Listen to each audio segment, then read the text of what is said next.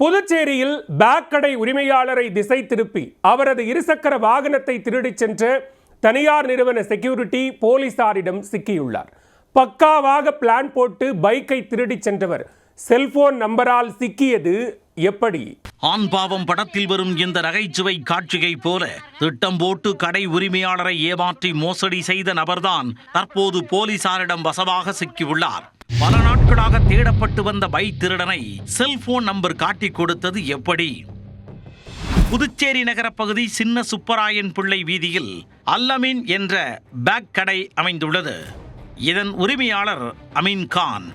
இவரது கடைக்கு கடந்த ஆகஸ்ட் 21ஆம் தேதி அன்று வந்த ஒரு டிப்டாப் ஆசாமி தனக்கு 8 பேக்குகள் வேண்டும் என கேட்டு தேர்வு செய்துள்ளார்.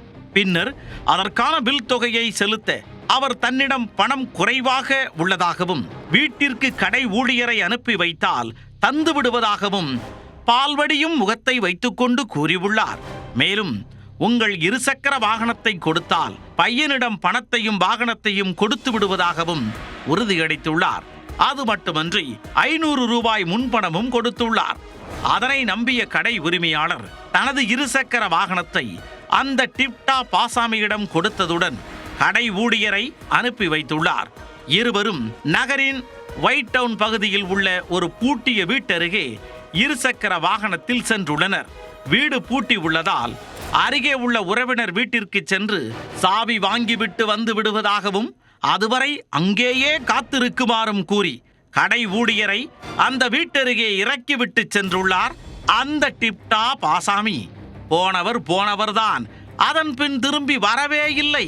நீண்ட நேரமாக காத்திருந்த கடை ஊழியர் தன் தலையில் மிளகாய் அரைத்துவிட்டு சென்று விட்டானே என நொந்து கொண்டார். உடனே இது குறித்து கடை உரிமையாளர் அமீன் கானுக்கு தெரிவிக்க அவர் பெரிய கடை காவல் நிலையத்தில் புகார் அளித்தார். வழக்கு பதிவு செய்த போலீசார் சம்பவ இடத்திற்கு சென்று அங்கிருந்த சிசிடிவி காட்சிகளை ஆய்வு செய்து பார்த்தபோது அந்த டிப்டாப் ஆசாமி இருசக்கர வாகனத்தில் எஸ்கேப் ஆனது தெரிய வந்தது. அப்பகுதியில் இருந்த கடைகளில் விசாரித்த போது அந்த ஆசாமி அருகில் இருந்த ஸ்டவ் பழுதுபார்க்கும் கடைக்கு சென்றது தெரிய வந்தது. அந்த கடைக்கு சென்று விசாரித்த போது அந்த நபர் ஸ்டவ்வை பழுதுபார்க்க கொடுத்ததாகவும் செல்போன் நம்பரையும் கொடுத்து சென்றதாகவும் கடைக்காரர் தெரிவித்துள்ளார்.